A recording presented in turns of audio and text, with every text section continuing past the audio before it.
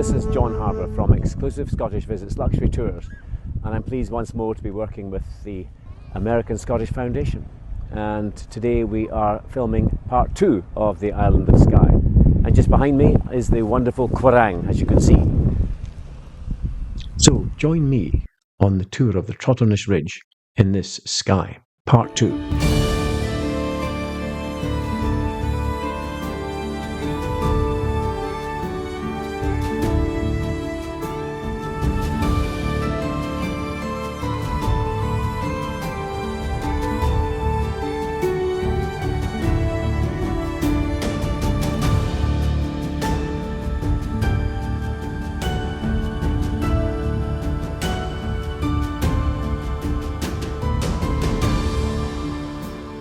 Well, let's orientate ourselves to Scotland itself. And there you have the map, Inverness on the right, and there's the Isle of Skye off to the left-hand side. Let's home in, and you can see Portree just to the north-west of the island. And Portree is the capital of Skye. Well, I'm standing right in the middle of Portree, and behind me is the War Memorial, and just to the right of the War Memorial is a Freemasons building that's been here for many years as well. This is the centre, and there's a couple of lovely restaurants around here. The Cahoolin restaurant, which is just across the way, is a lovely seafood restaurant, and that's connected with Sea Breezes, which is actually on the waterfront, and we'll let you see the waterfront in a while. The other place I love to go is the Granary, and that's in the corner. But you know, this is quiet this morning because, of course, we've come up very early to try and get away from all the noise and the bustle. But come midday, this will be heaving. Portree gets absolutely packed. And the great thing about the place is that you meet people from all over the world. Just behind you are 3 stances for coaches, for example, and there's a coach that runs from here directed to Glasgow, and that brings tourists from all over the world. Normally the small buses bring in 20 or 30 people, and once again they just settle here and enjoy Skye. So this is the centre of Portree, and I'm looking forward to heading up north very shortly to the Trotternish Ridge. As I say, Portree has everything a visitor needs, with cafes, restaurants, banks and churches, not necessarily in that order. There's also a daily bus service from Portree to Inverness and Glasgow, so you can see it's a bit of a hub, and it's not uncommon to meet fellow travellers and tour guides on their own journey across the island. It's particularly fun if you're visiting in the summer when the Skye Highland Games are on. I always take half a day out with my guests to attend that and have some fun watching the different competitions, including tossing the caber, the dancers and the kilts swirling and bagpipes galore. The Royal Hotel is the site of the old McNab's Inn, and this is apparently where Flora MacDonald met Bonnie Prince Charlie for the last time in 1746. She'd helped him escape from the clutches of the British Army from the Outer Hebrides after his bitter defeat at the Battle of Culloden. I'm going to talk more about that shortly because we're heading to the top of the island where we'll see Flora MacDonald's resting place. So we'll leave Portree, the capital of Skye. And as we do, look down to the right-hand side and you'll see the lovely painted houses, a mark of Portree itself. We'll get on to the Trotternish Ridge, heading north to the Old Man of Store. And as we do, we're going to be on a single-track road. That means that you've got to move over if something is coming towards you. And of course, you'll see the occasional sheep, but effectively find a passing place on the left-hand side, pull over, and there the other traffic can pass you by. We will see the signpost to the Old Man of Store. The Old Man of Store is a rock pinnacle that sits up high, and you can see it here on the photograph on the right-hand side of the hill. To get to the Old Man of Store, it's about an hour and a half to 2 hour climb, but when you do, it's well worth it. Beautiful views from the Old Man. And to give you some idea of perspective, have a look at the pinnacle here, the tall one. Look down to the right-hand side, and you'll see a tiny figure. Gives you an idea of the size. So we'll leave the Old Man of Store and its wonderful views, and we'll head on to a place called Kilt Rock. And let me tell you why it's called Kilt Rock. Well, it's a beautiful morning. This is Rassay Sound to my left, and behind me is Kilt Rock. And Kilt Rock are vertical basalt columns, and they've got different colours in them. And the reason it's called Kilt Rock is when you look at it straight on, and look at the rock formations, the vertical basalt columns make it look as if it's the pleats of a kilt, of course, which is what I'm wearing now. In the car park, there's also a display of dinosaur footprints. One of the advantages of land slippage over the millennia has been the discovery of fossilised dinosaur footprints in the locality. And we are fortunate because as we leave the car park, we're going to head north once more, and we're going to arrive at a lovely restored stone-built cottage which serves as the Staffin Dinosaur Museum. And a final view from above of Kilt Rock, you can see the basalt columns, and there's a loch behind from which this lovely waterfall flows. So we're just going to go a couple of 100 metres up the road to the Dinosaur Museum. And it's a quirky little place, inside which you'll find fossils and old artefacts of all types. It was actually brought together by a young man initially, Duncan Ross, and there's Duncan and I just standing outside. And I'll tell you a little bit about it. And here we are, we haven't driven far from Kilt Rock, and as you drive up this way on the left-hand side, you'll find the Dinosaur Museum. And the great thing is, this was started by Dougal Ross. Now, Dougal Ross started it in about 1976 when he started collecting fossils. In fact, he used to go down to Staffin, which is where we're going next, and found dinosaur footprints on the sand and in the stones, and he used to find fossils and just collect them. And this is the result. It's now an internationally acclaimed fossil collection, and you can see it all here. In fact, stop off and talk to Dougal if you're passing. It's a fascinating little place, especially as it started out as the hobby of one wee boy. Lovely place to visit. So we're now going to continue north on the Trotternish Ridge, and we're going to see a village called Staffin, and that's where some of the artefacts were found. As we come in, it's a tiny little hamlet, a village, but we've got to get down onto the shore, and you just follow the sign for the beach. And once you're near the beach, it's a rocky shore, as you can see, and what you've got to do is start looking for dinosaur footprints, fossilised dinosaur footprints. I have to say, when I come to Skye, I always try and come down to Staffin, and if I've got young kids with me in particular, we always go looking for them. And now and again, we find them, and there is a fossilised dinosaur footprint. And a second one, slightly larger, and the kids always get a bar of chocolate if they find them. So it's really quite amazing that these beasts may have been travelling around this area millions of years ago. Continuing on from there, we're going up to a place called the Quorang. I'll explain what the Quorang is shortly. You can see the ridge of mountains above us as we head up, and just a small signpost leading us on to what effectively is a very narrow, very steep, winding road. But when you get to the top, I have to say the views are quite spectacular. Let me tell you about it. Well, this is one of my favourite places on the Isle of Skye. Today, as you can see, it's a wee bit cloudy, misty, so we're not getting the sharp relief and the wonderful views. This is called the Quorang, and it actually comes from the Norse word kvi-rand, K-V-I-rand, kvi-rand. And the kvi-rand actually meant a fold or a pen. And what they used to do many years ago was bring the cattle up here and hide them in the fold of the earth to make sure that invaders coming inland wouldn't actually find their livestock, if nothing else. It's a magical place, and you can imagine that I've talked about landslip on this Trotternish Ridge. It's a ridge leading all the way down, and there's cliffs. On the other side there's a rounded mountainside.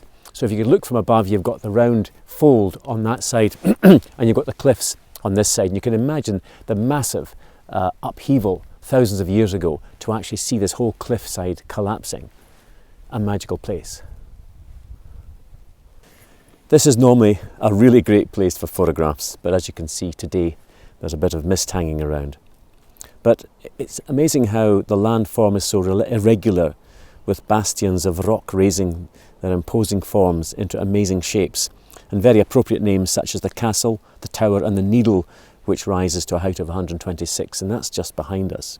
The Quorang itself is designated as a National Scenic Area, and it's easy to see why when you're up here. Well, on a day that's clearer, of course, but if you look on the front page of my website, for example, there's a fabulous picture of a girl in a red cloak looking down, and that's exactly where she's standing, where I am now, from within the Quorang. There are some great walks up here, along the top of the ridge, and some hardy campers can usually be seen camping out overnight on the ridge itself.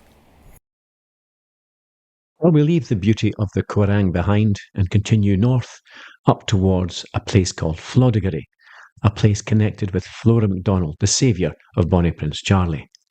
Floddigary we'll just see ahead of us, lovely white house, there's a hotel, and what we'll do is find the signpost for the hotel, turn right, and then go down into the car park. And here's a view above the hotel as well, and let me tell you a little bit about Flora MacDonald and her saviour of Bonnie Prince Charlie. Well, we've come down off the road that takes us all the way around the Trotternish Ridge and the Trotternish Peninsula, and I've come down here for three reasons. One, it's a beautiful setting, and looking out to sea across, you can see the mainland in the distance. It's absolutely beautiful.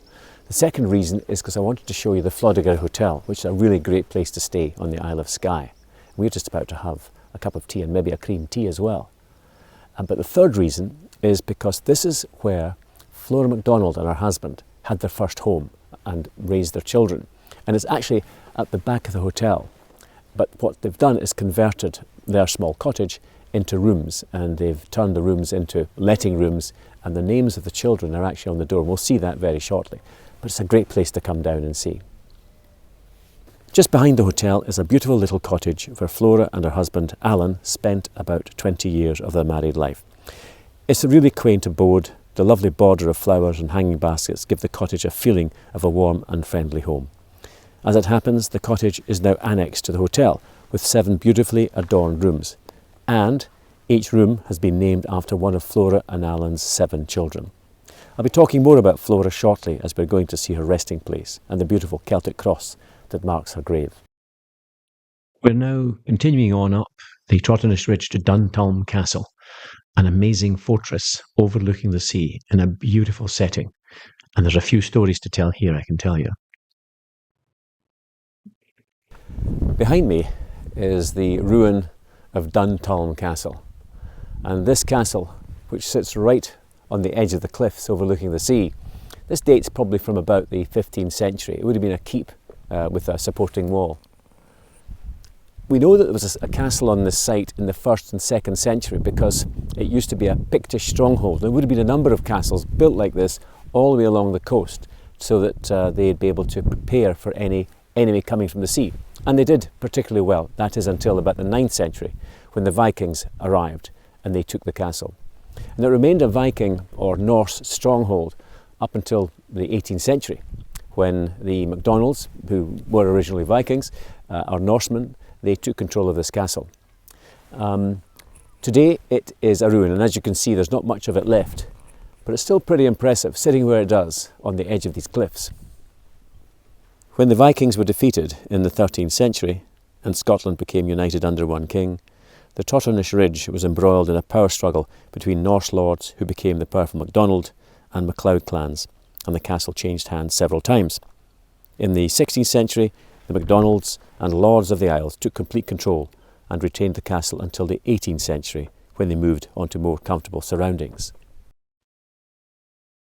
An absolute beautiful setting and some wonderful walks around here, but also there's some ghosts in these castle walls. There's 2 ghost stories associated with this castle, Duntulm, behind me. The first is about a chieftain's brother. Now the chief lived in this castle, the chief of the clan, and the brother was jealous of him. So he decided to assassinate his brother, and he sent 2 letters. The first one was to an assassin saying please be here at a particular time on the night to his house, and the second one was to his brother, the clan chief, to his own house, asking him to come for dinner. Unfortunately for the brother, the letters got mixed up, and the first letter went to the brother, to the clan chief, was the letter that should have gone to the assassin. Now the clan chief, realising what his brother was about to do, but the brother not realising what had happened, he did turn up at the castle, and of course the assassin did not. And that evening the brother was arrested, brought here and put into a dungeon, and he was fed salted beef. Of course he died mad soon thereafter. His ghost still roams the castle today. The second story is rather a sad one. It involves a young woman who was actually employed at the castle as the nanny to the clan chief. And she was looking after his son that day, and he would have been right up at the top of the castle where the nursery was. And she saw the clan chief and a group of men returning to the castle itself, and she told the boy that his father was returning. And the young lad got so excited and said, please could you lift me up and let me see my father coming. Well, she picked the boy up and she walked towards the aperture and she tripped. And as she tripped, the boy fell forward and out of the window and was dashed to death on the flagstones below, almost in front of the clan chief's feet. She was of course brought down immediately and summarily executed. So it's her ghost and that of the young boys who roam Duntulm Castle today. So we now continue north and around the top of the Trotternish Ridge to the Museum of Island Life. It gives you an insight as to how people used to live between 150 and 200 years ago, how they toiled, and it was back-breaking work. And of course, inside the houses, some still using peat. Let me tell you about it. So this is the Skye Museum of Island Life, and what you're looking at here are houses that would have been in existence up to about 100 years ago. This is what it would have been like. All the roofs would have been thatched, as you can see, and it would have been made from rubble stone. At the far end of the museum, you've actually got original cottages. There's about 4 of them, original ones. This end, they've actually built them to make it look as if it's a small community. And this would have been about the size of a settlement. And in there, you would have had places, dwelling houses, of course, for the individuals. You'd have also had a craftsman's house. And I see also there's a saddlery in there as well. What a fabulous position, looking over the sea. What you actually see here is what would have existed in that time. The cottage was normally built of stone walls up to 3 feet thick, short in height and stocky in build. The gable end, facing the prevailing wind, would be rounded, almost aerodynamic to cope with the Western Isles gales, and the roofs would be hip-ended with overhanging eaves of thatch, which formed a fringe around the top of the wall. Before the plantation of conifers on the island, there were very few trees, and the locals would depend upon driftwood for their rafters, or perhaps wood from shipwrecks on the dangerous reefs surrounding the coast. An incredible glimpse into the past, a must-see if you're on Skye. Just about 500 metres north of where we were is Kilmuir Cemetery. Just drive up the road and overlooking the museum is this amazing cemetery. Let me tell you about it. I'm standing in Kilmuir Cemetery, just overlooking the Sound of Raasay. It's a beautiful position. Now, I've already spoken about Flora MacDonald on the way up, and she is laid to rest here.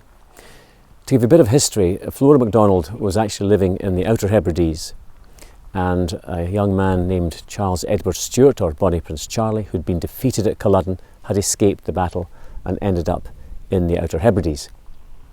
That Mr. MacDonald, Flora's father, heard that he was in the vicinity and got his daughter to help him. And actually she dressed him as a woman, Betty Burke, and was able to bring him over to the Isle of Skye. And for all that she did for him, he was ever grateful.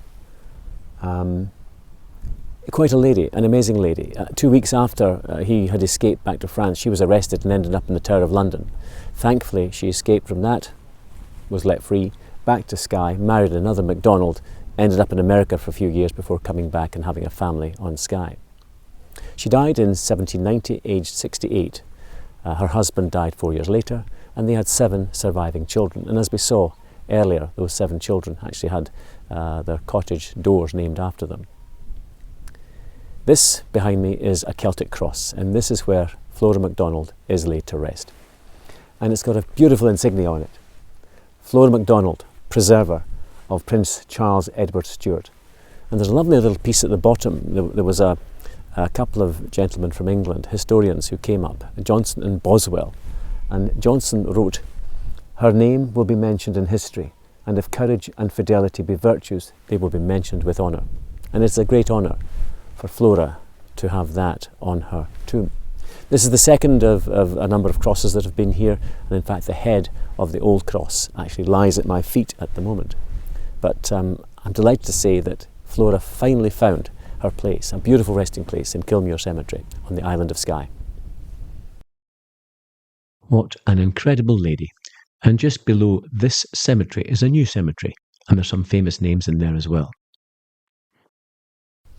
I'm standing in front of the headstone of Lee Alexander McQueen, 1969 to 2010. This is actually the new cemetery at Kilmuir.